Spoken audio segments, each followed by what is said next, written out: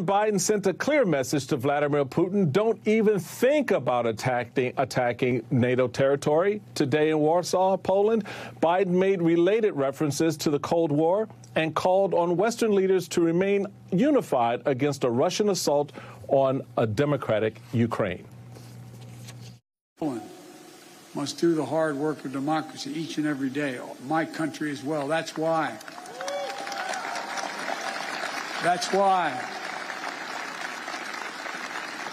I came to Europe again this week with a clear and determined message for NATO, for the G7, for the European Union, for all freedom-loving nations. We must commit now to be in this fight for the long haul. We must remain unified today and tomorrow and the day after, and for the years and decades to come. It will not be easy. There will be cost, but it's a price we have to pay, because the darkness that drives autocracy is ultimately no match for the flame of liberty that lights the souls of free people everywhere.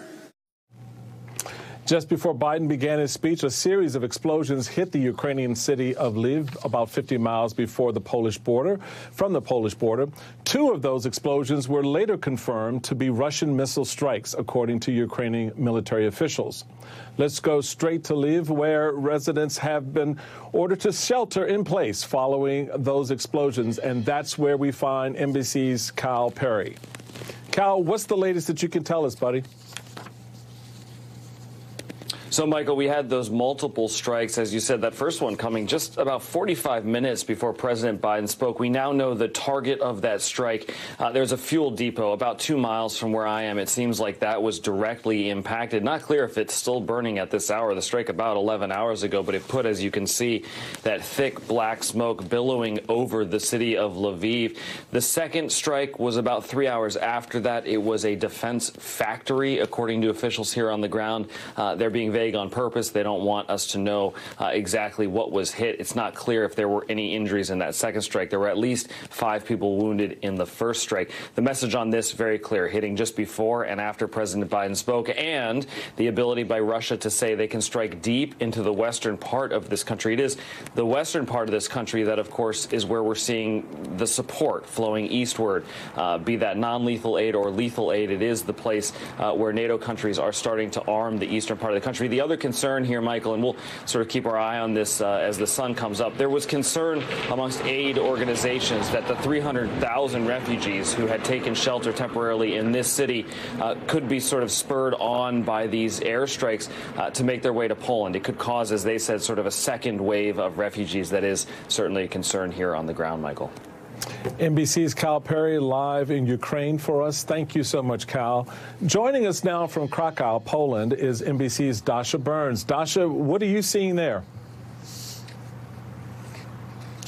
Well, Michael, you just played a sound from the president's speech there where he talked about the long haul, talked about this being more than days, more than months, likely, that the world and Poland and, of course, Ukraine will be going through all of this. And the folks that we're talking to here, the Ukrainian refugees, are conflicted about what to do with themselves, because on the one hand, they need to provide some sort of normalcy for their children, get kids in school, try to live life. At the same time, people are conflicted about starting to build a life, whether it's here in Poland, other EU countries, America, as the 100,000 visas announcement came from the president as well. How do you juggle those two things? You want to be close to home. At the same time, you need to find a way to find a new home while your home is being invaded. And that is a feeling that we heard from Olena. She's a woman we met, NBC actually first talked to across the border in Lviv, where my colleague Kyle Perry is right now. And we met her as she crossed the border here into Poland. And she told me she feels immense guilt for being here, for being safe, while so many others in her home country are not. And she wondered what it would be like to go back home, what her home would look like. And her biggest fear, Michael, is that Ukraine would be occupied, would be ruled by Putin. She says she would not go back to a Ukraine that was under Putin's control. Amid all of that, though, she is so grateful for the generosity of the Polish people. Take a listen to what she told me about this. But these people are showing us the immeasurable kindness. And I really hope that this kind of relationship between Ukraine and Poland will never end. But I also hope that there will never be time in their history when they will come for help in return. I just hope that they will not need that.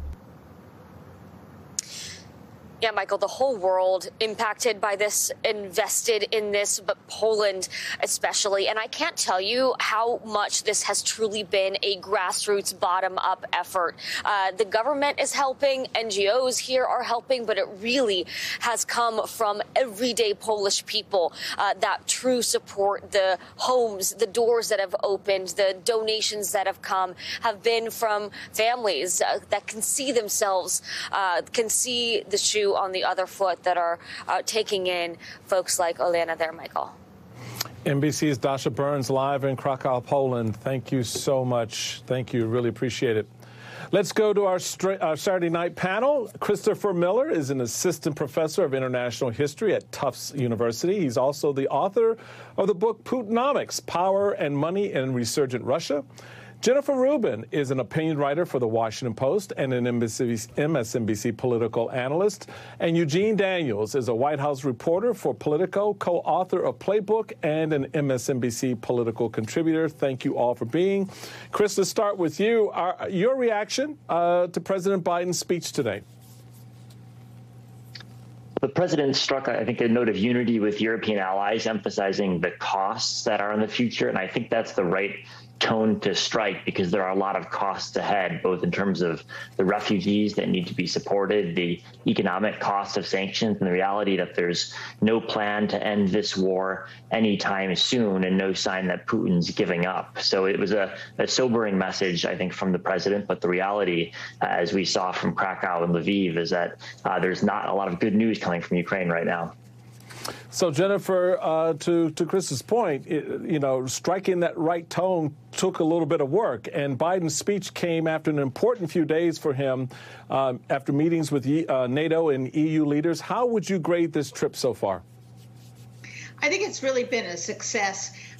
This, in some ways, was the third great Cold War speech. You go back to JFK in 1963 at the Brandenburg Gate. If you go back to Ronald Reagan again at the Brandenburg Gate in 1987, and now Biden, also in a public square on the outskirts, if you will, on the border of democracy, with in this case, Russia, and those previous addresses, the Soviet Union. And it's really a call to democracies. It's a call to stand shoulder to shoulder. And it's an understanding that, as JFK said, this is a long twilight struggle. This is not going to be solved in a day or a week. And although we have seen a tremendous effort by the Ukrainian people, when this fighting eventually ends, and it will, their country will be devastated. And the West will have to band together to help them rebuild, to help them put their lives back together.